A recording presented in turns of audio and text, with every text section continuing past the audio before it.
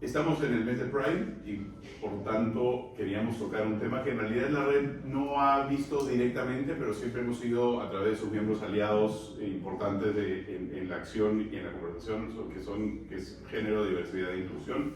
Para esto tenemos un panel, yo creo que es un panel de lujo. Tenemos a Andrea de la Piedra, que es la CEO de Equality, que está en Juntar. Tenemos a Cecilia Villegas, que es CEO de Capitalismo Consciente, y tenemos a Sato Tamashiro, que es la presidenta del directorio de Presente ONG. No me equivocaba en mi Bien. Sí, vamos bien. Las tres tienen, diría yo, la mayor base de experiencia en temas de diversidad e inclusión en el país. No me voy a equivocar en eso, y esos, además hemos tenido una conversación previa a esta reunión en donde ya más o menos qué era el panel, porque nos quedamos conversando en el detalle y en el fondo. Este espacio es conversador, entonces si tienen una pregunta podemos levantar la mano, hay un espacio de preguntas y respuestas al final, pero siéntanse libres, somos pocos, así que tampoco es que hay que tener mucho orden, y la cosa bonita de L+1 es que pues, bueno, corremos la ola con los formatos.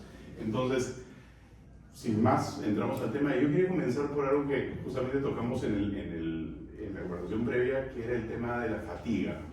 Se sentía, las tres mencionaron que había un tema de fatiga cuando la gente comienza a hablar sobre género, diversidad e inclusión. Hay como este cansancio generalizado de, otra vez vamos a hablar de esta cosa. Entonces, ¿por qué creen que se da? Y cómo salimos de eso para poder seguir hablando de esos temas que son de importancia sin necesariamente añadir ese cansancio. Siéntanse libres y conversen entre ustedes. Hay el micrófono ahí, cosas. ¿Hace falta el micrófono? No, pero me puedo pagar eso también. Por esto también me encanta, porque mi idea de Canal N me lo regresaron. Pero, creo que ese tema de la fatiga, y no sé si lo han vivido, lo sienten o no lo han escuchado, pero pasa, quizás voy a hacer un paralelo con otra fatiga, que es la fatiga política. Que de hecho la han visto o la han vivido en primera mano, que es esta sensación del caos político, que por ejemplo a mí me pasó con la pandemia, que sentía como que estaba tan ansiosa que había un punto que ya no podía ver noticias o que ya no quería saber algunas cosas porque me generaba más ansiedad. Con la política a veces pasa eso, hablo con muchas personas que me dicen ya no quiero saber más porque no sé qué voy a hacer. La fatiga de género es un poco eso, esa sensación o de rechazo o de apatía frente al problema, ya sea porque no se conversa con el problema, o sea, abiertamente puede ser que haya gente que esté en contra del tema, que eso siempre ha pasado, o por una sensación de que es un problema que no se resuelve y que toma mucho tiempo.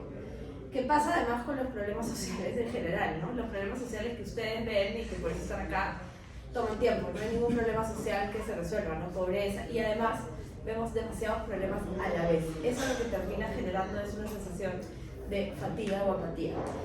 Aristides Vara, que es un investigador peruano muy bueno de la San Martín, hizo una investigación sobre esa fatiga y lo que vio fue que, claro, hizo una encuesta a CEOs de empresas, de repente uno de ustedes respondió esa encuesta, y lo que vio fue que el 90% de CEOs dice que el tema de género y diversidad es importante.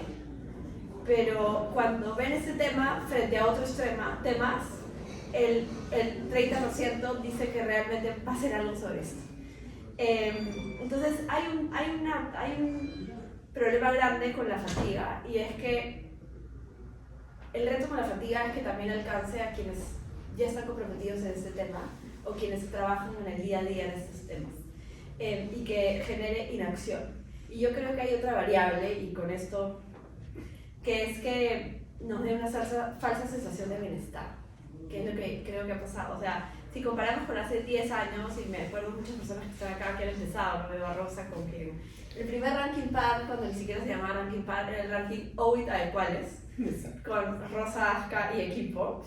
Que no era mucho equipo, escúchame. Sí, era como 3 personas. Y la verdad no había casi empresas con políticas de género, en ese momento ni hablábamos tanto de diversidad, no había casi diversidad en puestos de liderazgo, que hoy por hoy tampoco las hay.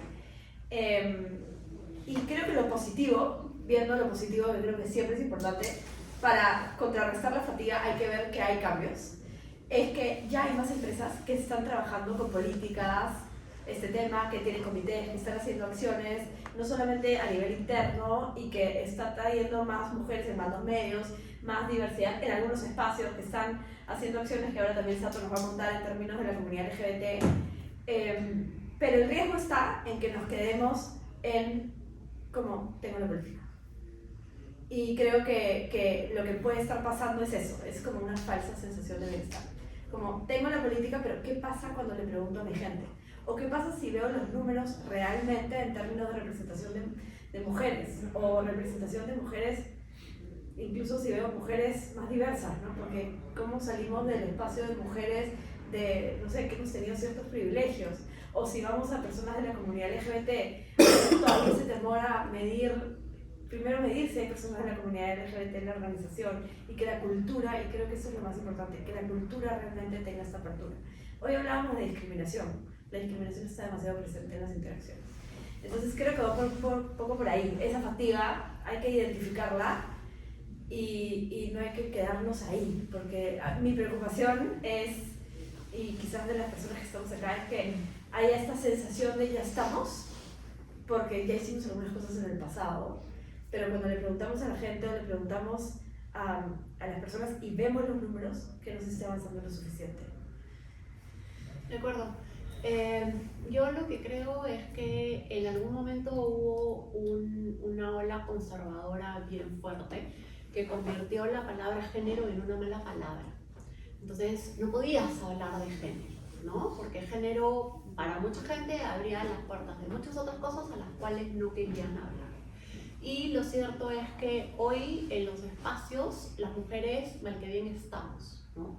Siguen existiendo las paredes de cristal y siguen existiendo los techos de cristal, pero la gente se ha acostumbrado a vernos, ¿no? Y entonces, con este impulso que hubo de esta ala conservadora a que no se pudiera hablar de temas de género, mucha gente, como bien dice Andrea, se cansó, ¿no? Entonces, por ejemplo, hoy día tú ves un panel, y yo soy bien fregada y si hablo con nombres propios, ¿ya? Pero un panel del PAD donde hay 8 expertos, los 8 expertos son hombres, ¿no? Yo me he graduado en el PAD, entonces no entiendo por qué tiene que haber 8 expertos que son hombres cuando habemos mujeres de sobra para integrar esos paneles. Pero cuando incluso yo misma voy a comentar y voy a decir, oye, ¿dónde están las mujeres? A veces yo misma digo, pucha, qué pesada, ¿no? Ahí voy otra vez a fregar con el tema, ¿no? Y creo que esto es lo que nos está pasando a muchos, que nos cansamos porque sí nos estamos viendo en otros espacios, ¿no? Entonces nos cansamos, no lo decimos y limitamos ese impulso. Nos cansamos porque sabemos que hemos avanzado de alguna manera. Yo revisaba algo de cifras y veía el porcentaje de mujeres que están en directorios hoy de las empresas que cotizan en bolsa, y hemos subido, si no me equivoco, de 11 a 12.5. Esto significa que de cada 100 directores, 12 son mujeres, ¿ya? No hay nada. Y estamos hablando de las empresas que cotizan en bolsa, ¿no? Que se supone que son las empresas que tienen ESG, que son las más avanzadas, ¿no? ¿Qué pasa con todo el resto de empresas donde simplemente no hay mujeres? Y algo que hemos invisibilizado, que es que las mujeres tenemos una doble carga, porque nos ocupamos de las tareas domésticas, pero no lo decimos, no lo mencionamos. Es como que yo soy una supermujer, estoy en este cargo ejecutivo, por lo tanto no voy a mencionar todo lo otro que hago, ¿no? Y todo lo otro que hago me demanda muchas horas al día. Y claro, las que llegamos a cierta posición tenemos la posibilidad de tener gente que nos va a ayudar. Tienes al chofer que te puede llevar a los hijos, tienes a la persona en tu casa que te va a ayudar con la cocina, con la limpieza, con el cuidado de los hijos. Pero hay muchísimas mujeres que no lo tienen. Y esas mujeres que no tienen acceso al cuidado de los hijos son las que de pronto o salen del mercado porque se tienen que dedicar a sus casas, o simplemente no pueden seguir creciendo porque están invisibilizadas. Entonces, en la medida en que no impulsemos la conversación, de pronto esto desaparece y la gente se siente muy cómoda no viéndolo más. Como bien identificó Andrea, hay mucha gente que está cansada con todos los problemas del país, de que encima hablemos de temas de género. Bueno, este tema del cansancio yo lo veo como un poco el cansancio del cambio, ¿no? Cada vez que hay que hacer un cambio hay que meterle mucha energía, más o menos coraje, valentía, exponernos, ser vulnerables de alguna manera. Y creo que hay dos tipos de cansancio aquí. Los que son más resistentes, que se cansan de resistir, y los que quieren hacer el cambio y se cansan por tener que cambiar a otros, ¿no? Hablaba hace un mes con un CEO de una compañía aquí que está trabajando de manera comprometida, genuina con la diversidad, y me decía, tengo a mi gerente de operaciones que es machista, homofóbico, lo tenemos claro, él lo tiene claro, está muy cómodo con esa posición y cree que es la filosofía de vida que corresponde a todos. Está prohibido despedir por ser machista, pero lo tenemos en la vista y es el gerente del negocio, ¿no? Y noté cierto cansancio en este CEO de tener que cambiar a otros, ¿no? O de no poder cambiarlos de sitio de alguna manera o fuera de la compañía. Y cansancio de este gerente y como otros que tienen cierta forma de ver el mundo en que sienten que los mensajes de diversidad, de género, de las diversidades sexuales, es una cantaleta que no soportan, ¿no? Hoy en la mañana estuve en un taller con el C-Level de una compañía y se genera necesariamente una discusión porque hay quienes quieren el cambio y otros que se resisten, ¿no? Y es sano generar este tipo de debates abiertos porque si no todo está como debajo del mantel, ¿no? No pasa nada, él es así, ella es asá. Y cuando no se habla, creo que no hay una maduración de la cultura y del equipo gerencial. Eso es muy triste, ¿no? Porque hoy el tema de diversidad con sostenibilidad es un tema de negocio. O sea, si no generas espacios seguros para la gente psicológicamente, difícilmente van a experimentar, cooperar entre ellos, etcétera, etcétera. Y entonces uno de ellos al final, en su cólera, decía, yo no estoy de acuerdo, yo no voy a dejar de decirle a alguien negrito, cholito, ven acá, gordito, ¿no? Porque no me parece que lo ofenda. Había caras de otros que decían, qué vergüenza ajena que me da. Y lo peor fue cuando dijo, lo que podría hacer es no reírme cuando alguien le dice Nemo. No, ¿sabe quién es Nemo? Dijo, ese que tiene una aleta más chiquita, ¿no? Porque era un manco.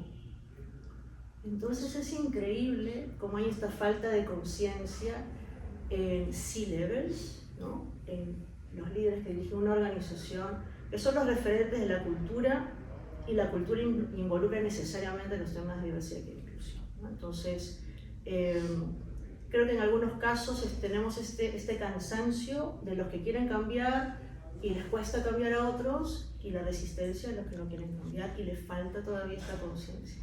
¿Cómo trabajar eso? Creo que en un equipo que tiene esas distintas posiciones se tienen que aventurar a discutir esas posiciones y que todos vayan poco a poco madurando. El tema de diversidad, yo creo dos cosas. Uno, no es un tema infantil donde yo quiero hacer bromas, pues, ¿no? O ya me cansé de esta cantaleta, ¿no? Y encima es el mes del Pride. Porque eso es como, me hace pensar en mi hija que tiene 7 años, ¿no? Mamá, ya no me digas, ¿no? Ya entendí, pero realmente no entiende, ¿no? Ella cree que entiende, ¿no? No sabe qué es mejor para ella en su futuro. Y lo otro es este tema de respeto, ¿no? Creo que si todos cultivamos el respeto para todo, no tendríamos los problemas geopolíticos que tenemos, ni las dificultades de acceso al trabajo que vemos para mujeres o su línea de carrera, y para la comunidad LGBTQ+, entre otras diversidades con más exclusión, ¿no? Como personas afrodescendientes, personas con discapacidad, etc. Estamos perdiendo un capital de talento increíble, todo por formas de pensar. Y además, es que esa es la parte más difícil, que la verdad es como... El trabajo que hacemos cuestiona un montón el status quo, y es el status quo que parte de un montón de privilegios. Y las personas que estamos acá hemos tenido un montón de privilegios. O sea, yo creo que probablemente hay cosas que yo no hubiera logrado como empresa si yo no hubiera, si no tuviera el apellido que tengo, o si no hubiera ido al colegio que tengo. Y tengo que reconocerlo. Y es verdad, porque eso me da conexiones. Pero eso no significa, entonces yo reconozco mi privilegio, pero eso no significa que no tenga que cambiar el sistema para que gente que de repente no tuvo los mismos privilegios que yo acceda. El sistema está mal hecho. Eso es lo que pasa. Y eso es como, entonces, ¿cómo haces para alguien que además de repente no se cuestiona el sistema, diga, ah, ok, eso está mal hecho y además lo puedo ayudar a cambiar y hacer que personas súper talentosas vengan a mi equipo? Y ahí viene como el reto tan grande, ¿no? Quiero agarrarlo del sistema está mal hecho porque creo que es un punto importante, porque muchas veces vemos el sistema y vemos el momento y vemos, ok, esto no funciona necesariamente, porque vemos el punto y no la línea, y la línea siendo, oye, esto es un sistema que constantemente va cambiando y constantemente va evolucionando. Estamos construyendo en base a malas acciones, lo menciono porque cuando estaban hablando justamente de los apodos, de la actitud, de los chonguitos, de esa actitud que infantiliza temas serios y que creo que nos separa de lo que debería ser una cultura profesional. Yo digo, ok, pero ¿por qué somos así? Porque nuestros padres hacían esa broma, con nuestros abuelos hacían esas bromas. Entonces hay un efecto generacional. Entonces la pregunta a la que voy es, más allá de decir que el sistema no funciona, el sistema está mal hecho, ¿cómo podemos, es un tema generacional el que nos va a ayudar? O sea, tenemos que trabajar con lo que tenemos, pero enfocarnos en las generaciones que vienen ascendiendo, las nuevas, las personas que están ahorita entrando al sistema laboral, para ver si eso realmente genera un cambio, porque yo entiendo también personas de una edad que le vengas a decir el sistema está mal hecho y le dices, oye, yo he sido parte de ese sistema, he contribuido a ese sistema, me siento afectado el que me digas que el sistema está mal hecho y no necesariamente te voy a ayudar a que el sistema cambie porque estaría yendo contra no solo mis principios sino mi experiencia de vida. ¿Cómo podemos hacer? O sea, la pregunta creo que va por dos partes. Por un lado es un tema generacional y por el otro lado a esas personas que no es un tema de decirles, oye, porque son producto de la vida que han tenido, cómo, digamos, generar puentes hacia ese nuevo cambio que quizás no están dispuestos a dar. Creo que es complicado, ¿no? Porque no estoy muy segura si es necesariamente un tema generacional. Sí, las generaciones más jóvenes son mucho más empáticas y mucho más conscientes, ¿no? De cosas, por ejemplo, que nosotros no veíamos, ¿no? Existen sesgos inconscientes que todas las personas tenemos frente a temas de género, frente a temas raciales, frente a temas culturales, etc., ¿no? Todo aquello que es distinto a lo que tú eres te asusta, ¿no? Entonces generas estos sesgos, ¿no? En los sesgos inconscientes, y se van a reír, yo tengo 5 hijos, 3 hombres y 2 mujeres. Y si tengo que servirles la comida, no sé por qué, a los hombres siempre les he servido más. No me pregunten por qué, pero es automático. O sea, siempre les servía más a ellos. O sea, hay una que come menos, pero la otra come igual que sus hermanos, ¿no? Pero eso es un sesgo inconsciente, que de pronto tú te das cuenta y dices, ¿por qué estás haciendo eso? Pero muchas personas no se dan cuenta que tienen estos sesgos inconscientes. Entonces, yo creo que la forma de atacar el tema es primero con información, ¿no? O sea, necesitamos hablar de estos temas porque si no hablamos de ellos, los invisibilizamos y es como si no existieran, ¿no? Eso por un lado.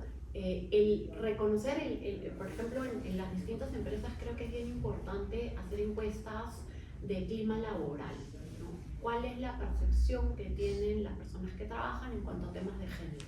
Si tú tienes estas encuestas de clima laboral, puedes comenzar a trabajar en aquellos temas que salen, no sé si equivocados, pero que salen donde hay una inequidad de género muy marcada, ¿no? Puedes comenzar a trabajar con ellos. Uno de los temas de los que nunca hablamos es, por ejemplo, que la falta de acceso a agua y saneamiento en los colegios hace que las niñas en el Perú falten entre 4 y 5 días al mes cuando comienzan a menstruar. Pero no es solo la falta de agua y saneamiento, es la falta de productos higiénicos. No tienen toallas higiénicas, no pueden ir al colegio. Y ese es un tema que si yo no se los digo hoy día, probablemente la gran mayoría de las personas nunca lo han pensado. Nosotros como mujeres no lo hemos pensado, imagínate menos los hombres que no entienden lo que significa pasar por eso. Entonces, una de las formas de comenzar a cuestionar la identidad de género es hablar de los temas que suceden en el día a día. Y esto no aplica solo al tema de las mujeres, aplica también a las poblaciones LGTBI+, ¿no? Y ese es otro tema que tampoco hablamos. El otro día estaba por trabajo estaba en Arequipa con la sociedad civil y un experto, es un sociólogo, me decía, la percepción de las personas se convierten en realidades, ¿no?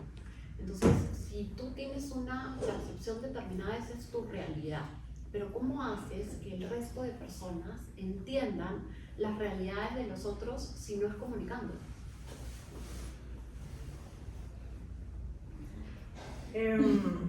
Eso que decías, ¿no? Que hay un tema de generaciones. Pensaba, ¿no? Yo estudié psicología, soy muy mala haciendo psicología, me dedico más a recursos humanos propiamente. Pero recuerdo que algunas colegas de psicología clínica me decían, bueno, está bien que hayas tenido una niñez difícil, pero ya a partir de los 30 no puedes decir que porque tuviste esta niñez difícil eres de tal manera, ¿no? O sea, ya eres un adulto, puedes tomar la decisión de hacer los cambios, y los cambios personales pertenecen a cada persona, ¿no? Cada persona tiene el poder de decidir si quiere cambiar o no, ¿no? Si quiere ser más empático, empática, sensible, generoso, y decir, pues sí, tengo privilegios, como bien dices, otros no. Yo siempre me pongo a pensar cuál podría ser la mejor versión de algunas personas que no tuvieron esos privilegios, ¿no? Siempre cuento el caso de mi madre. Mi madre es una de 10 hermanos, 5 mujeres, 5 hombres. Los 5 hombres, mi abuelo les dio hasta la secundaria y estudios técnicos. Y a las 5 mujeres les dio solo hasta la primaria, porque él tenía este sesgo, ¿no? Es una creencia que decía, las mujeres, ¿para qué necesitan estudiar? A los 12 años terminó su carrera académica, a los 12 años. A los 24 ya era solterona, ¿no? Se tuvo que casar, más o menos que se enamoró de mi padre, pero tuvo que trabajar durante 20 años en el negocio de su suegra, mi abuela. Como muchos migrantes japoneses, la laboriosidad era la regla, así que trabajaba de 8 de la mañana hasta 10 de la noche wokeando en un restaurante criollo, ¿no? Con esos woks gigantes. Yo siempre digo, porque los cocineros son hombres los famosos y las mujeres también pueden wokear. Pero bueno, entonces, solo la primaria, trabajó durante 20 años metida en una cocina, siempre me alejó de la cocina y me decía como mi abuela, estoy en la universidad. Pero me pregunto, ¿cuál hubiera sido la mejor versión de mi madre? Aparte de ser una excelente madre, ¿no? Podría haber sido música, científica, por ser una mujer súper inteligente, empática, ¿no? Entonces, como ella, ¿cuántas personas de otras diversidades no logran su mejor versión, ni siquiera se atreven a soñarla porque no ven posibilidades, ¿no? Entonces, creo que todos tenemos un territorio en el cual podemos tomar decisiones para dejar que las personas tengan oportunidades. Basta con eso, ¿no? Conversaba hace un poco más de un año en un conversatorio con una compañía de franquicias y me decía, cada uno de nosotros podemos tomar la decisión, si tienes una terna, ¿no? Donde hay una mujer, contrata a una mujer. Si es una terna de talentosos, los 3 son talentosos, intencionalmente tienes que dar espacio para los grupos subrepresentados. Nadie dice que los contrates porque son de grupos subrepresentados, sino que son talentosos, pero en el proceso se dan los sesgos inconscientes. No, porque se va a embarazar, ¿no? ¿Qué hago cuando se embaraza? ¿No? O no sé, pues la inteligencia no le da, si es de alguna neurodiversidad, ¿no? Vas a tener que aumentar el genoma. Entonces creo que aquí es cuánto cada uno quiere ser un agente de cambio, tomar decisiones y hacer que nuestro espacio sea más diverso. Y ya vemos a la generación Z que se las trae, ¿no? Es una generación, creo que en la pirámide de Maslow están como en nivel trascendente. Los de la X estamos en pertenencia, los millennials en reconocimiento y la Z está en trascendencia. Están pensando en el impacto en el medio ambiente, están pensando en las diversidades y con el tema LGBTQ+, en la generación X, que creo que somos varios aquí, la autodefinición o autoidentificación con la comunidad LGBTQ+, era de 2.3%, mi generación, la X.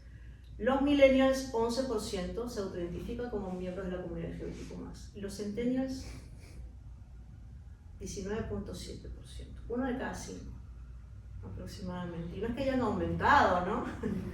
La gente gay, lesbiana, etcétera, sino que ya se sienten más empoderados de reconocerse y de decirlo.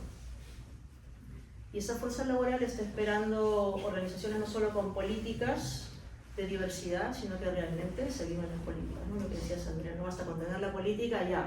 Como escuché un gerente decir, tengo política, pero tampoco vas a ir a buscar, ¿no? A las personas con discapacidad, no vas a ir a buscar a las personas trans. O sea, ya basta con que abras tu puerta y digas que tienes procesos inclusivos. Entonces, nos estamos quedando como también para la foto, pero después ya qué cansancio, ¿no? Una cosa así. Creo que un poco como lo que dices de luego de los 30, bueno, ya se calma un poco, ¿no? Como ando terapia o procesa ciertas cosas. Creo que pasa lo mismo con las empresas.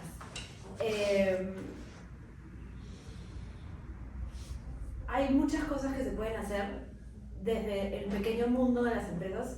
Creo que entrar al sector público ahorita es una conversación aparte, que hay mucho por hacer, en Perú sobre todo, que estamos como mucho más abajo que otros países en Latinoamérica.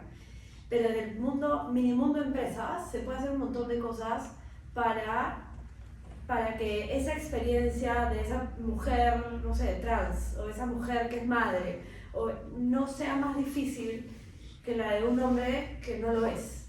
Y eso parte primero para que piensen en el journey, ¿no? Y qué retos hay en ese journey, desde su proceso de contratación, que no le hagan preguntas que no deberían estar ahí, o desde justo lo que hablábamos hace un rato de la edad, ¿no? De, ahora quiero contratar en este puesto a gente que tenga hasta 45 años. La edad también se vive fuerte. Entonces, ¿cómo empezamos a pensar en todo ese camino para que las mujeres o personas de la comunidad LGBT o personas mayores o personas con discapacidad no se estén quedando por fuera? El sistema las va a excluir.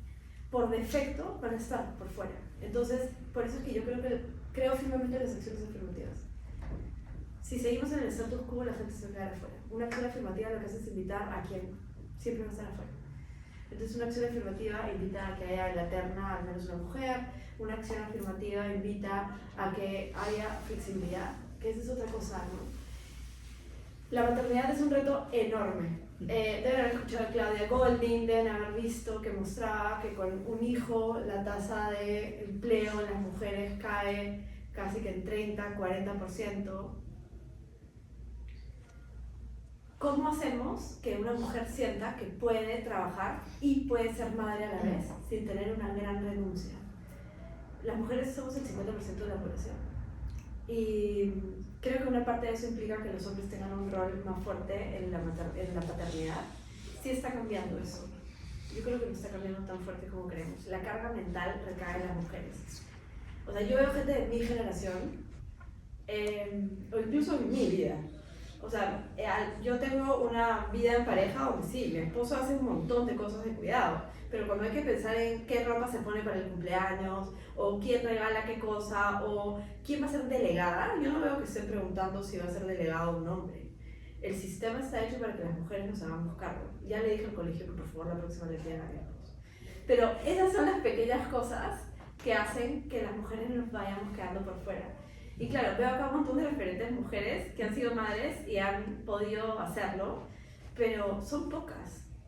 Y la verdad además sentimos las que somos más jóvenes que quizás nos perdemos demasiado. Entonces, ¿cómo la empresa se adapta? Yo creo que la flexibilidad acá es fundamental, pero tiene que ser también flexibilidad para los hombres que son padres, y los hombres que son padres tienen que usarlo. Porque si no hay como esta cosa medio hipócrita, ¿no? Hay esta flexibilidad, pero voy a seguir premiando con bonos y mejores resultados y más reconocimiento y mejores mentores a quien estuvo ahí sentado todo el tiempo. Entonces, esas son las cosas estructurales. Yo sé que esto es súper complejo, pero se puede trabajar en función al rol y en función al cargo. La flexibilidad ayuda. Entonces, nada, el ejercicio que hemos hecho en el cual es, y que quiero compartir algo práctico, es piensen en prototipos de perfiles de personas en su diversidad. Voy a traer un ejemplo de mujeres y de diferentes roles, y piensen en el journey de esa mujer, desde que entra a la empresa hasta que empieza potencialmente a crecer. Y piensen en todos los momentos de la verdad. Un momento de la verdad es cuando somos madres. Otro momento de la verdad puede ser cuando justamente tomas una nueva posición. ¿Cómo se acompaña eso a esas personas? Entonces, si es una persona con alguna discapacidad física, ¿cómo es ese journey? ¿Qué pasa desde que entra a la oficina y no hay, no sé, generalmente pensamos en discapacidad física? ¿Cómo? Entonces, es un ejercicio de empatía. Y una última cosa. A mí lo que no me gusta a veces de esto es que no quiero que suene como preaching, ¿no? Es como, no sé qué. Creo que es bonito también tejer como puentes y entender también a quien está totalmente en contra. Y entender por qué es que esta persona está totalmente en contra. De repente tiene creencias religiosas que hacen pensar que esta persona está en contra. Y creo que más allá de señalar o pelearnos, hay que partir desde una mirada muy de escucha y de empatía, y no tanto de señalar y de en contra, que creo que es lo que pasa un poquito con las redes sociales ahora, que es muy fácil generar enemigos. Entonces, ¿no? De grupos, tú estás en ese grupo, yo estoy en ese grupo, entonces no nos llevamos bien. Tratemos de generar esos puentes de escucha. Y mientras más arriba están en la organización, a veces es más difícil esa escucha, que es lo que yo veo cuando estoy con líderes en empresas. Entonces, creo que a veces esos puentes ayudan un montón con eso. Y creo que es bien importante también revisar cuáles son las políticas de nuestras empresas, ¿no? Porque muchas veces no estamos analizando dónde están las barreras. En una carrera profesional existen 4 etapas, ¿ya? Y esta es una secuencia que ha armado el Banco Mundial. La primera es la atracción. ¿Cómo logro que las mujeres postulen a las carreras? Y Gato lo decía muy bien, ¿no? O sea, porque ya estoy abriendo, no necesariamente voy a lograr que las mujeres efectivamente apliquen a esas posiciones. Las mujeres, para poder aplicar a una posición, usualmente quieren tener el 100% de los requisitos que piden. Un hombre tiene el 40% y dice, ahí voy, ¿no? Las mujeres no, las mujeres esperamos tener hasta el 100% para poder aplicar. Entonces sí hay un ejercicio que hay que ir a hacer con las universidades y con los colegios. Las chicas en las carreras STEM en el Perú son aproximadamente 30%. Y entonces, ¿cómo incentivamos que haya más chicas estudiando carreras STEM, ¿no? ¿Cómo incentivas que las que están estudiando carreras STEM efectivamente vengan y apliquen a sectores donde los sueldos son mayores y las oportunidades son mayores, ¿no? Empresas mineras, industriales, etc., ¿no? Y ese es un trabajo que las empresas podemos hacer en las universidades. Buscar activamente currículums de personas para que puedan aplicar. Eso es en atracción. Luego está selección. ¿Cómo elijo al personal que voy a contratar? Se promueven varias formas. Uno es currículum ciego, ¿no? Escoger a los mejores sin importar si son hombres y mujeres. Y la evidencia lo que te demuestra es que cuando utilizas un currículum ciego hay mayor participación, mayor selección de mujeres que si estuviesen viendo si es hombre o mujer. ¿Qué les estás preguntando? Yo entré a un proceso de selección que me llamó un headhunter y una de las preguntas era ¿cuántos hijos tienes? Le dije, pucha madre, aquí me van a descalificar en Guam, tengo 5, ¿no? O sea, ¿quién me va a volver a llamar? Efectivamente que no me volvieron a llamar, ¿no? Pero, ¿por qué preguntas eso? se lo preguntas también a los hombres, ¿no? A mí es la primera vez que alguien me había preguntado una cosa así y me quedé con la duda de si a los hombres que aplicaban a esa posición también se les estaba preguntando, ¿no? ¿Quién es tu panel? Tu panel de selección ha sido capacitado en temas de género, sabe qué preguntas hacer, tiene sesgo de género, ha llevado talleres de ser subconscientes de género para identificar que todos los tenemos, ¿no? Lo que decía Andrea, si tienes una mujer, dale la oportunidad porque efectivamente ha llegado porque son de los mejores currículos, ¿no? Luego está el tema de retención y ahí va todo el tema de acoso sexual. El acoso sexual está totalmente invisibilizado. Solo en el 2023 han habido 1.500 casos que han llegado a la superficie, que han llegado. Hay muchísimos casos que no llegan y no pasa solamente, la mayoría de víctimas de acoso sexual son mujeres, pero no son exclusivamente mujeres, ¿no? Hay muchos casos de chicos jóvenes que están entrando que también son acosados y luego la misma empresa, en lugar de perseguir el tema, les pregunta si quieren hacer la denuncia o si quieren que se les cambie de área, ¿no? El chico inmediatamente va a decir quiero que me cambie de área y entonces el perpetrador del tema de acoso va a seguir en su posición y nadie le va a decir absolutamente nada, ¿no? Y ahí aplica sea hombre o sea mujer, porque es indistinto, ¿no? Pero ¿qué cosa estamos haciendo con el tema de acoso? Porque las mujeres no quieren denunciar, porque si denuncias vas a ser problemática, ¿no? Pero si es que Pati es súper buena gente, o sea, es imposible, no, te has equivocado, no eres un exagerado, ¿no? Eso es normal, no te he hecho absolutamente nada, ¿no? El acceso a servicios, tienes baños diferenciados para hombres, para mujeres, o sea, en lo que el personal se sienta cómodo. Y esto sucede, por ejemplo, en el tema de obreros en planta. Solo hay un baño. Y muchas veces las mujeres no quieren trabajar en planta porque no hay servicios para ellos. Entonces, no es solo el tema de en la escala más alta y para los profesionales, sino hay que mirar también abajo. Y en la mayoría de los casos, las posiciones de obrero, donde no necesitas mayor capacitación, van solo a hombres. Entonces estás eliminando la posibilidad de mujeres y el mismo reclutador te dice, no, porque acá se necesita fuerza física que las mujeres no tienen, ¿no? Entonces aguanta, y si la mujer sí la tiene, ¿no? O sea, ¿por qué tú estás decidiendo por las mujeres?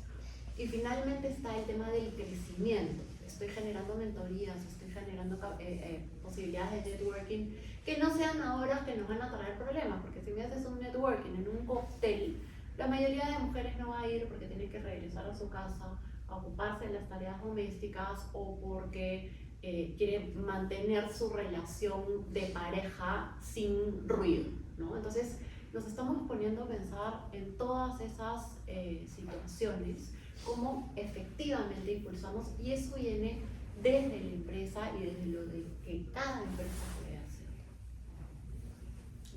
Quiero, Andrea mencionó el tema del sector público, ahí hay mucho por desmenuzar, pero sí quiero resaltar unas 3 o 4 cosas que han pasado en las últimas semanas y me gustaría preguntarles cuál creen ustedes que debería ser el rol de la empresa en base a esto.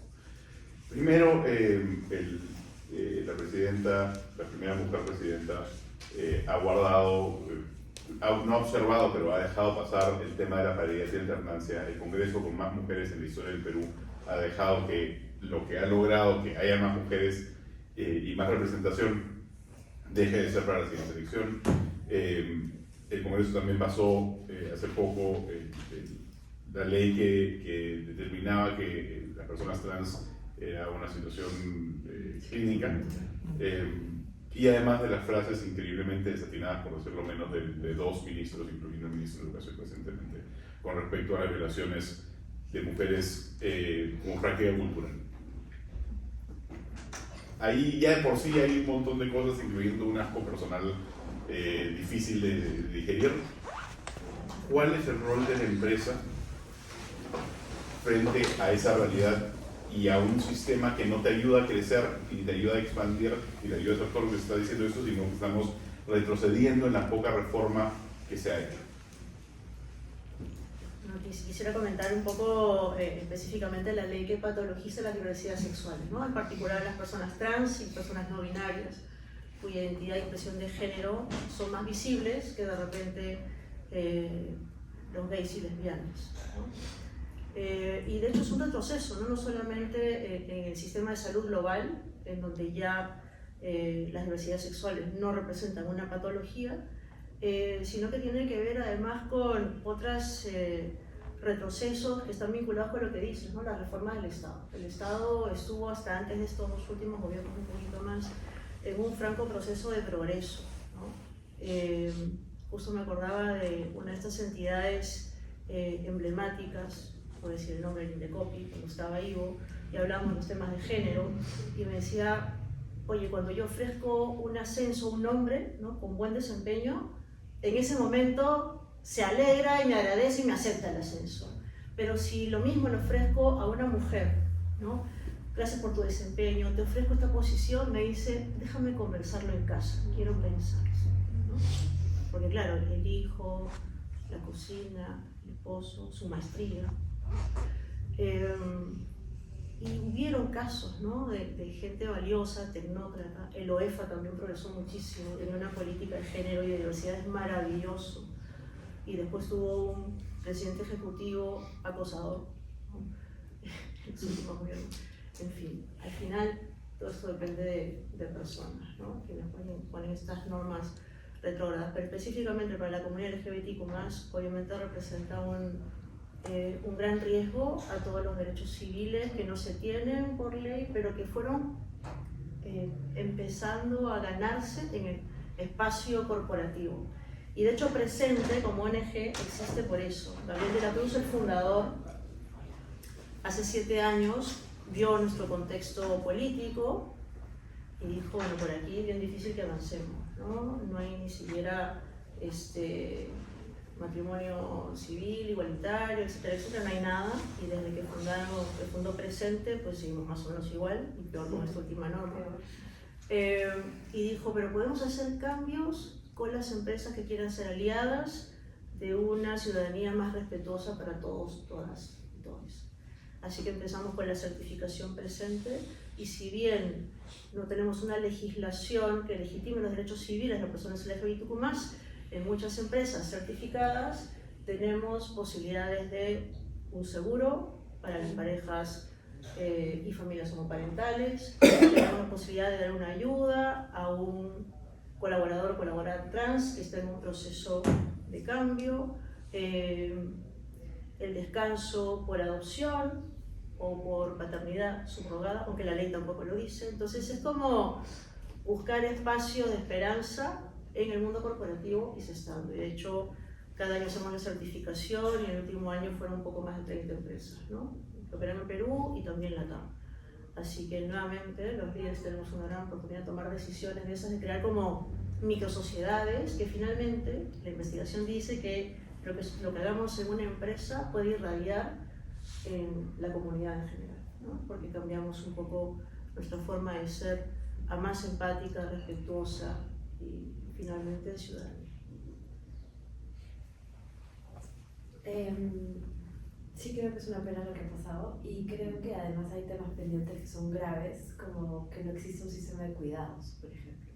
Parte también de los retos para muchas mujeres y mujeres con menos recursos es que al no haber buenos sistemas de cuidado, hay muchas mujeres que no pueden acceder a empleos, tienen que cuidar a sus hijos y terminan accediendo a empleos informales. Entonces es parte del mismo problema todo el tiempo, ¿no? El tema de paridad y alternancia, además, ¿sabes qué? No sé si me sorprende, pero además siento que ya menos, no sé, lo que hablábamos, ¿no? Somos solidarismos en las calles, ¿ya? Porque es como una tras otra, tras otra. Hay un retroceso muy grande. Y de por sí ya estamos más abajo que muchos otros países, entonces, pero tampoco nos puede alcanzar la fatiga frente a este tema. Desde Ecuales también hemos tenido como esa mirada de entrar al sector privado y empujar y ayudar al sector privado para para que las empresas sean agentes de cambio, y creo que han habido cosas bien interesantes ahí. Empezamos hace 10 años y hoy por hoy, midiendo con el ranking PAR, hoy por hoy hemos medido más de 2.500 empresas en 18 países de la región. Hemos podido ver empresas que han implementado prácticas increíbles. Hay empresas que tienen licencias de paternidad, por ejemplo, papás que se están tomando licencias de, no sé, de casi 3 meses. Empresas que están acompañando, por ejemplo, sí que estoy hablando mucho de maternidad y paternidad, pero acompañando a mujeres madres en todo su camino de maternidad, dando, no sé, días de licencia incluso para pérdidas gestacionales, que es algo que abordando mucho, y hay prácticas, incluso también está Marlene con Elsa, que ha hecho cosas increíbles. Y vemos cómo desde el sector privado se están haciendo cosas muy buenas. Quizás la pena más grande es que todavía no estamos avanzando en términos de representación de mujeres como deberíamos, todavía falta más visibilidad, pero vamos en ese camino, ¿no? Y se están generando cambios, se está viendo que hay más políticas y más prácticas diferentes, y creo que en parte por escuchar y atender esos diferentes públicos y esas diferentes necesidades, pero no hay que perder la fe en el país, ¿no? Por eso estamos acá. Y creo que eventualmente hay que ver cómo en el sector público también se puede generar impacto y ver cuáles son estas leyes que pueden generar cambios. Yo creo que desde Capitalismo Consciente una de las cosas que nosotros impulsamos es el liderazgo empresarial activista. Y es que los empresarios y las empresas se compren los pleitos y levanten la voz. El tema de paridad y alternancia es uno de ellos, ¿no? El tema de que se considere que las personas trans, no sé si lo estoy diciendo bien, pero es una patología, es inaceptable en el siglo XXI. Pero yo tampoco he visto a nadie levantar la voz por eso. O sea, la conversación es acá, pero yo no he visto a ningún gremio salir y decir esto no es aceptable, ¿no? El tema del matrimonio de personas del mismo sexo es algo que tendría que estar en agenda todos los días. ¿Por qué? Porque afecta a los hijos de esas parejas, ¿no? Podemos oponernos si quieren, y un poco lo que decía Andrea, ¿ya? No entremos a discutir con las personas que se oponen. Pero ¿qué pasa con esos niños? Esos niños tienen derecho a un nombre, es un derecho constitucional, y no lo tienen porque solamente tienen el nombre de la madre gestante, ¿no? ¿Qué sucede con los derechos de paternidad o maternidad del otro padre, ¿no? Conozco un par de casos donde la madre gestante lamentablemente falleció, y entonces dejó al niño, que era una especie de como tutor, ¿de acuerdo?, al otro padre. Y sin embargo, la familia de la que falleció está tratando de arrebatarle al niño porque se oponía a que su hija fuera lesbiana, que su hijo fuera gay. ¿Qué pasa con ese niño? O sea, ¿por qué a esa madre le vamos a quitar a ese niño? ¿Qué pasa con el tema del seguro médico? ¿Qué pasa cuando una persona que está no legalmente casada con la otra de pronto tiene una enfermedad médica y los familiares tienen que tomar la decisión y la toma el papá o la mamá y no la pareja, porque la pareja es una pareja del mismo sexo? Hay un impacto directo en la vida de estas personas y no entiendo por qué no lo estamos discutiendo. Entiendo que el Perú es un país conservador y entiendo que va a tomar tiempo lograr que se apruebe el matrimonio del mismo sexo, y yo creo que no es esto la ley de la unión civil, porque tienen derecho al matrimonio del mismo, o sea, que el matrimonio sea para personas del mismo sexo, y ahí es a donde deberíamos apuntar.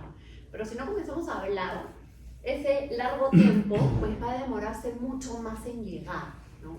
Y esas son batallas que deberíamos de comprar, ¿no? Y esas son batallas que deberíamos impulsar, y la conversación la deberíamos impulsar, y deberíamos sacar comunicados o videos o manifestarnos, pero ya hace bastante tiempo que no veo una campaña en el país por eso. Y otra vez, el cansancio, el hartazgo, de que los problemas del país son tantos y hay que hablar de tanto y hay que ocuparnos de tanto, pero estamos dejando uno de los temas principales, ¿no? Y es el derecho a ser quien eres, ¿no? Y el derecho a que las personas a las que tú quieres sean reconocidas. Constantemente, no, que la defensa de la familia, ¿no? Y ahora hay el cuestionamiento a la Agenda 2030. Que yo batallo mucho contra eso en los distintos foros, en las distintas conversaciones, porque explico qué cosas son los ODS.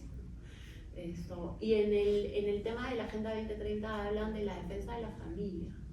Porque las familias no solo son papá, mamá e hijos, ¿no?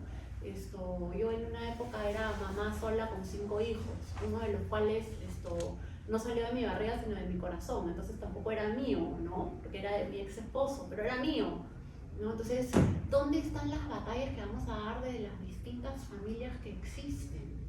Y en la medida en que no hablemos del tema y no lo pongamos en discusión, pues va a seguir pasando desapercibido. Gracias por tocar el tema antes de que sigas con la siguiente pregunta. Porque de hecho cada cosa que mencionabas de las imposibilidades que tiene nuestra comunidad, las he vivido, ¿no? Entonces es bien difícil querer viajar con tu hija. Yo no soy la madre gestante, biológica de mi hija, entonces no puedo viajar con ellas solas, ¿no? Tenemos que viajar con mi pareja, menos mal nos llevamos bien porque si no, se lleva a mi hija. He visto también morir a mi socio gay con un cáncer y hasta el último momento la madre no dejaba entrar a la pareja de los últimos 8 años de mi socio. El hermano de mi socio tuvo que empujar literalmente a su madre al costado de la puerta para que pasara la pareja y se despidiera. Es increíble, ¿no? Entonces, nada, si podemos tener vocería y compromiso social con estas causas, aunque les parezca ajena, yo creo que si son causas de nuestra sociedad, al final todos nos beneficiamos, ¿no? Quiero abrir las preguntas porque aquí veo que hay interés, les veo las caras y veo que hay ganas. Gracias. Bueno, primero, gracias a L +1 por el espacio y a este panel de lujo. Quiero hacer un preámbulo para la pregunta y es que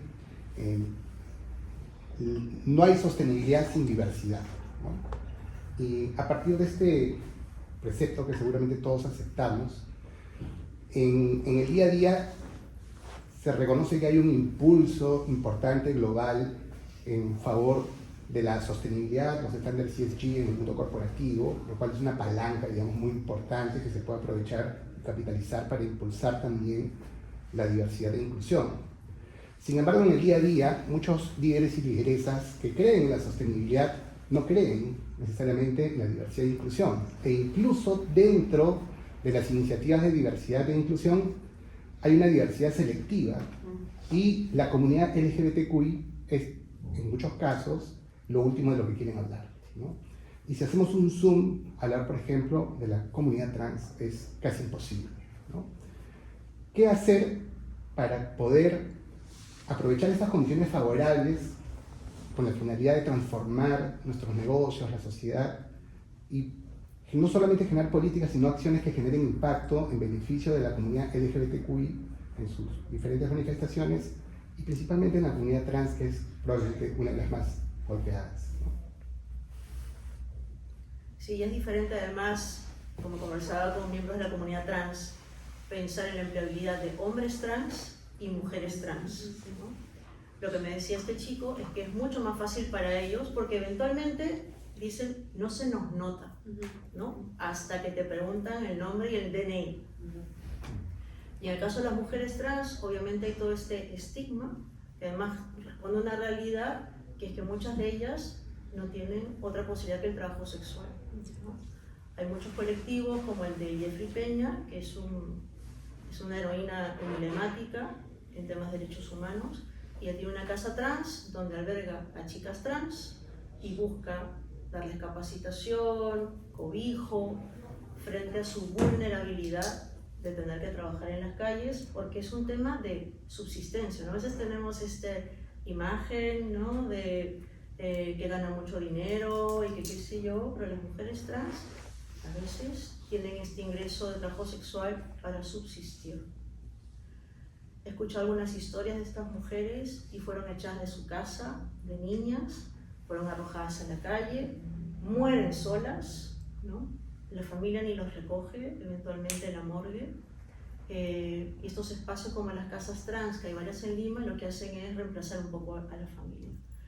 En el caso de los chicos trans, de repente hay otro derrotero, ¿no? Hay menos estigma con ellos hasta que nuevamente buscan una empresa donde pudieran decir que no se llaman de la manera en que dice su DNI. Entonces empezar con políticas de esas, respetando las identidades y nombres sociales, pues da posibilidad de tener gente muy talentosa. Hace 3 semanas estuvimos conversando con gente era un espacio presencial y virtual, estábamos con gente de Colombia, había gente de Panamá, de esta compañía, y una de las ejecutivas era una mujer trans, no en Perú, ¿no? En otro país de la TAM, en Colombia, y había podido hacer carrera en esa compañía, y en otro caso un hombre trans. Y yo me preguntaba aquí en Perú, si es que hay mujeres trans contratadas, están haciendo labores menores de asistencia. Y dicen, bueno, es que no tienen estudios.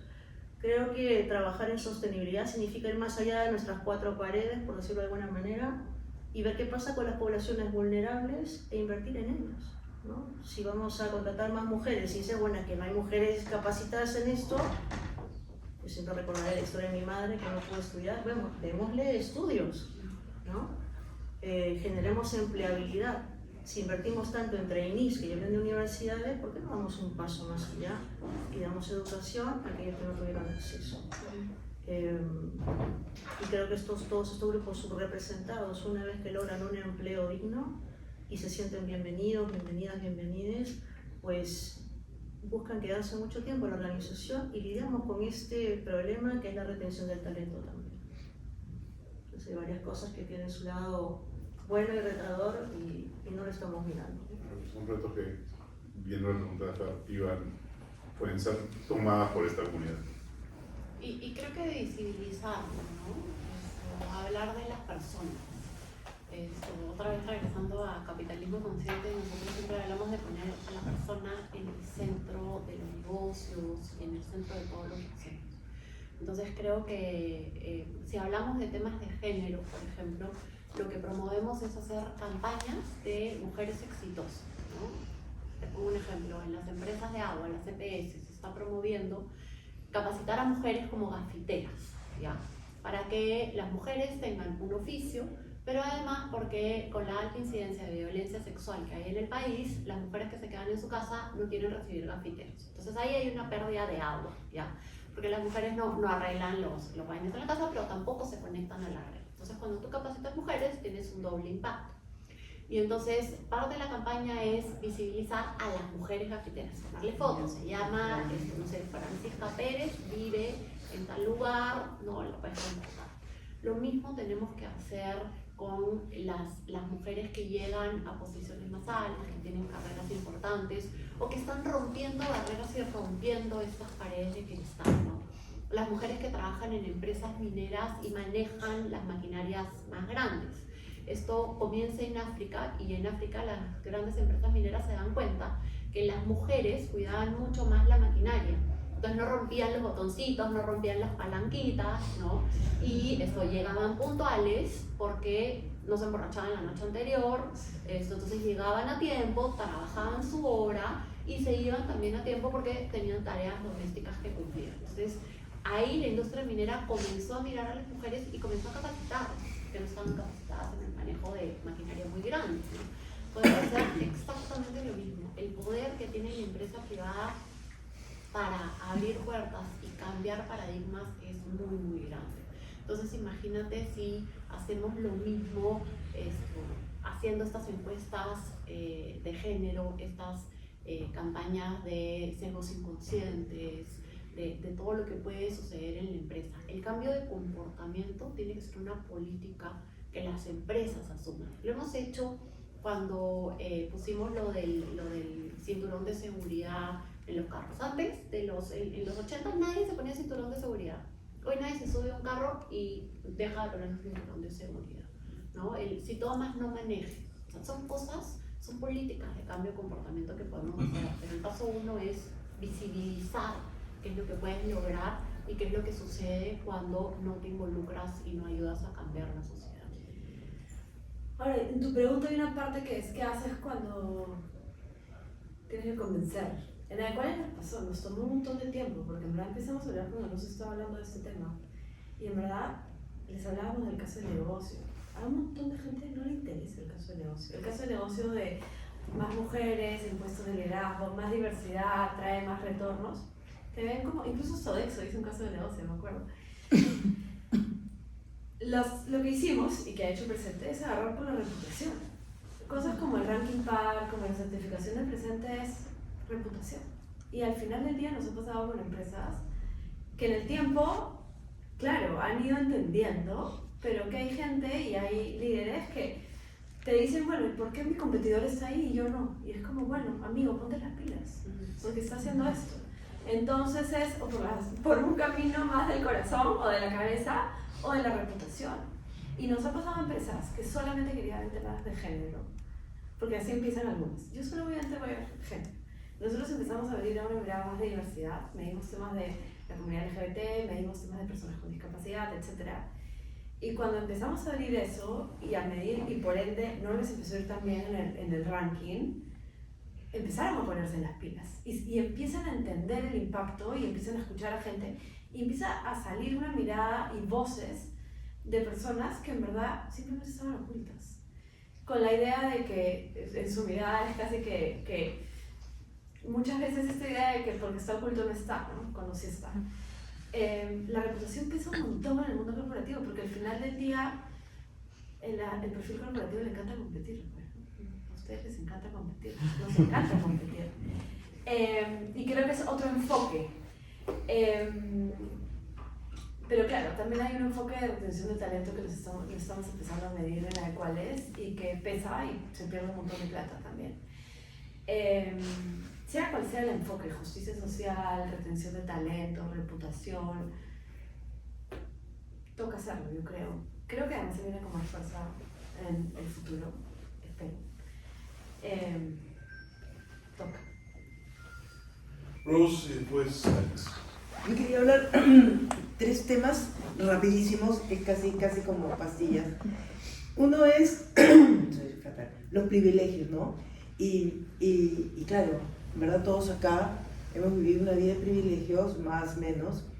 Y el otro día me tocó una mamá del colegio de mi hija que tiene su hijito grande, que más o menos que maltrataba a su hermana y le decía, pero es que tú eres una niña bien y lo tienes todo y no sé qué. Entonces me tocó hablar con estas niñas y decirles, incluida mi hija, decirles, uno no se tiene que sentir culpable de los privilegios que tiene, pero sí eres responsable de qué haces con ellos. Y creo que esa es la frase, ¿no? O sea, tú lo recibiste y no porque, no es un estigma y no tienes que sentirte mal, ni es una carga, ni te flageles. Eso ya está. Pero es la responsabilidad de qué haces con ellos, ¿no? Mi segunda pastilla es algo que me pasó hace muy poco. Me encontré con un amigo de mucho tiempo, un abogado, en un sitio y me dice, ¿qué haces? Estoy de directora. Me dice, yo también quiero, pero me pasa un pequeño problema. Lo miré y le dije que no eres mujer. Exactamente. Entonces, ¿qué pasa con esos que no es que tengan la resistencia, sino que se sienten amenazados porque sienten que les estamos quitando ese espacio que ellos justamente se han ganado porque también han tenido una carrera exitosa, ¿no? Entonces, escúchame, lo sentí tanto que yo se lo dije, porque le vi la cara y le dije que no eran, o sea, sienten que porque soy mujer tengo ese espacio y no porque yo me lo he ganado tanto como él, ¿no? Entonces, hay un tema ahí alrededor que tenemos que también conversar, ¿no? Poner encima. ¿Y qué le dijiste? No, seguí la conversación porque no era el momento, o sea, y ahí tal, o sea, no es el momento de decirle... No, claro, ganas no faltaron, pero el tema es que yo siempre les cuento que, y esto es una anécdota que si ya la escucharon, discúlpenme que la repita, que yo entré a un directorio y era la única mujer, es un grupo que tiene 5 empresas, y yo entré la única mujer al directorio de las 5 empresas. Y después de un año me llama el director corporativo y me dice, Rosa, nos ha ido tan bien contigo que tú nos puedes referir a otras mujeres. ¿qué creían? Pues que no, que yo iba a ser una histérica, o sea, esperan otras cosas al no tener esa oportunidad de la experiencia con mujeres en directorios, se esperaban otra cosa, entonces claro, no era lo que esperábamos, nos ha ido bien contigo, entonces ya queremos más mujeres, con lo cual termino diciendo, la responsabilidad tan grande que tenemos las mujeres que logramos llegar para demostrar que si se puede, que hay camino, que no somos lo que esperan, o que sí podemos hacer el delivery, etcétera, etcétera, ¿no? De acuerdo. Quienes estamos en directorio tenemos la llave para permitir que otras mujeres entren, y quienes estamos en empresas tenemos la llave para permitir que haya equidad de género dentro de la empresa. Entonces, a mayor posición, mayor responsabilidad, ¿no? Y depende de nosotros cómo utilicemos ese poder que tenemos. Y finalmente solo quiero hacer un publicidad de mi hija. Mi hija tiene 17 años y ahorita está liderando el programa que se llama Regla Sagrada, que es justamente en un colegio mixto visibilizar el tema de la menstruación. Y además lo está llevando a colegios periféricos, pero justamente sensibilizando y llevando charlas y llevando temas higiénicos también, ¿no? Así que si alguien quiere apoyar a una empresa, pues lleva toallas higiénicas, pero también lleva charlas y sensibiliza a sus amigos hombres, ¿no? Porque efectivamente es muy difícil, y lo entendemos, que un hombre entienda lo que pasa a la mujer en esos días, ¿no? Es difícil de explicar, imagínate de comprender. Gracias, Alex, América, y después nos vamos a ir a almorzar, así Sí, que podemos vamos ir a a exploraciones allá, pero no vamos a ir para allá, pues Alex. Gracias a Eli Masuno también por la oportunidad. El año pasado en el comité de Singularity tuvimos el tema de equidad de género como un tema fundamental. No lo propuse yo, lo propuso alguien más del comité, pero me dio la oportunidad de averiguar, de investigar y de conocer temas que yo realmente desconocía. Y me han quedado algunas dudas que creo que voy a aclarar un poco con lo que ha comentado hoy el comité también, pero una en especial, dado que desde las empresas muchas veces buscamos cambiar ese 20% para generar un 80% de impacto. Me salta, después de lo escuchado hoy, una pregunta. ¿Quiénes son los detractores al día de hoy, los principales detractores? ¿Cómo ubicamos ese 20% para generar ese cambio del 80%? Diría que en la generación de mis padres probablemente eran las propias mujeres, por la propia experiencia mía en mi propia familia. Cuando nos reuníamos toda la familia, las mujeres de un lado haciendo cosas de cocina y los hombres disfrutando del día de la festividad. Ya en mi generación eso un poco cambiado y creo que en mi hija ha cambiado mucho más. Una hija de 26 años. Pero al día de hoy, ¿cómo están los detractores de estos temas? Para poder nosotros saber cómo impactar. Si hay estudios, mucho mejor, y si no, conocer sus opiniones.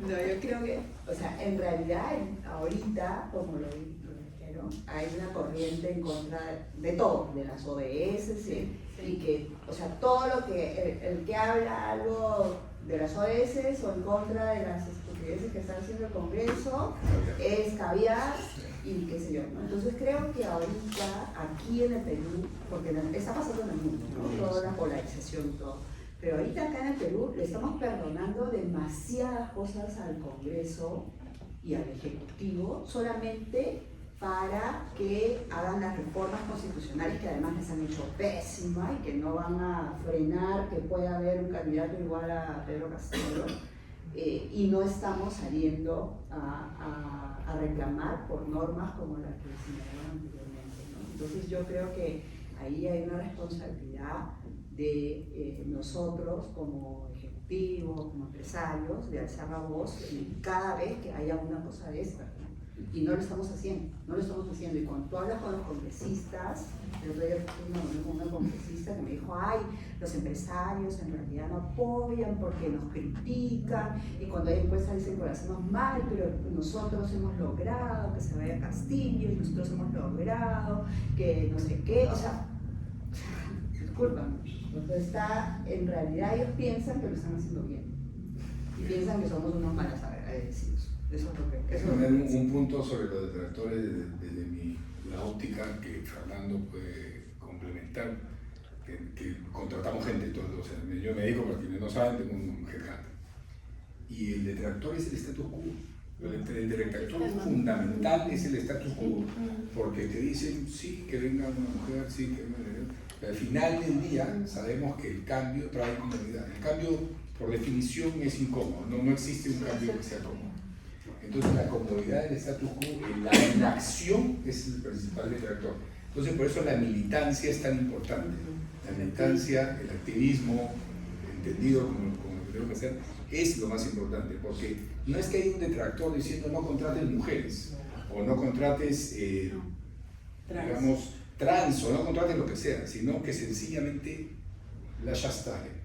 Entonces por eso es que el activismo es tan importante y por eso es que el contagio, digamos, es importante. Y en Estados Unidos está fuerte el Backlash Day y el tema ESG. O sea, hay estados que están pidiendo a empresas que saquen palabras como ESG de sus... No sé si no han hablado de acá. Sí. América, luego rápido y después ya nos vamos para nosotros. Lo voy a intentar ligar con lo que estaban comentando, ¿no? O sea, solo dos cositas. El tema del cambio, efectivamente, el cambio es muy complejo. Y yo quiero hacer una pregunta y un comentario. O sea, una pregunta es, en estos cambios comentabas, por ejemplo, el tema de que las nuevas generaciones están como más elevadas, ¿no? Más iluminadas, más en la pirámide, o sea, en la punta de la pirámide.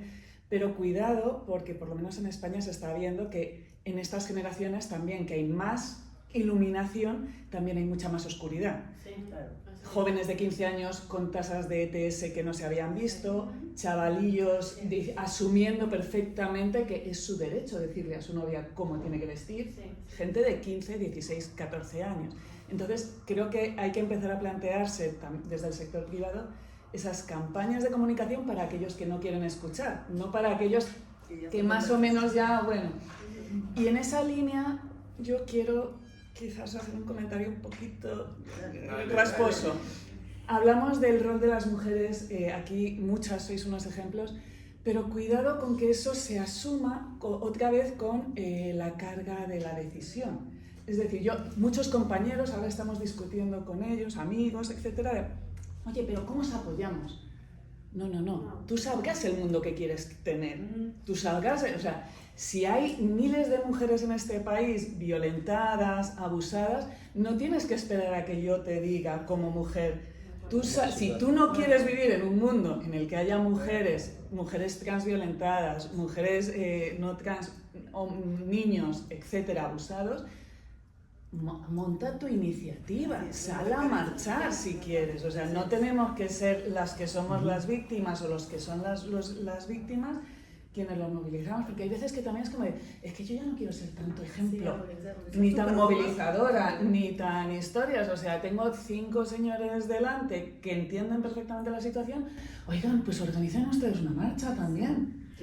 Y de hecho, sobre tu pregunta, hace poco leía, no sé, en Harvard Business Review, no sé cuál, que hablaba un poco de las nuevas generaciones y los hombres jóvenes y el rechazo que tienen tan alto a los temas de género y diversidad. Como esta mirada de cansancio de movimientos como Me Too y tal, que ha generado como un rechazo muy fuerte también. Yo creo que a veces hay como esa idea de que las nuevas generaciones van a salvarlo todo, que tampoco, porque son años de años también, ¿no?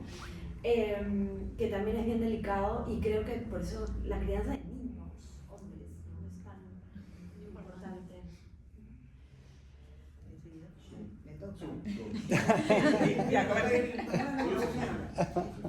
No, yo quiero estadísticas.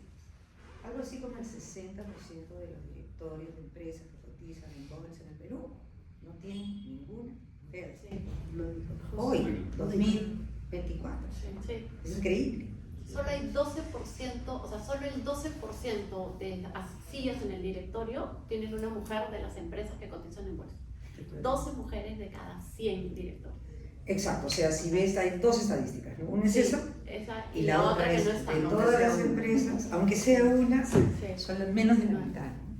Entonces, hablando de detractores, Alex, o sea, yo sí creo que ahí tenemos que comprender, o sea, esto se lo he dicho a la gente que está en el directorio de la BBL, por favor hagan algo para que nos ayuden a entender que responden aquellos presidentes del directorio, miembros del directorio, sobre por qué no hay mujeres en tantas empresas. ¿Qué responden? Porque podemos hablar del status quo, puede ser un factor, pero como dice Rosa, o sea, ay, como tuvimos buena experiencia contigo, podemos invitar más. También hay esta percepción de que de repente por su mundo de las mujeres que han pues visto en su familia, lo que sea, han sido pues engreídas, revoltosas, qué sé yo, ¿no? Las histéricas, todos estos sesgos de, no, son histéricas, lloran por cualquier cosa. Y eso es difícil de vocalizar, pero se tiene que entender, y yo también creo que los que tienen que dar respuestas a eso que no sabemos, porque nunca he visto la data, me encantaría verla, razones por las cuales todas estas empresas que cotizan en bolsa, o sea, los dueños son gente, vamos, que tiene mucha trayectoria profesional, empresarial, ecoeducación y todo el rollo, ¿no? Pero teniendo esas razones, los que tienen que darle la vuelta a eso son hombres también. O sea, no es suficiente que las mujeres vayan a convencer. Se necesita hombres activistas, aliados. O sea, ahí es cuando, si preguntan qué podemos hacer por ustedes, ahí sí hay un rol.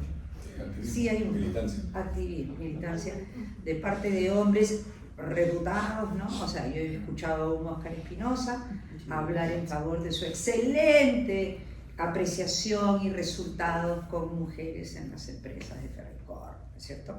Y así como él, a otros, pero pocos, bien pocos.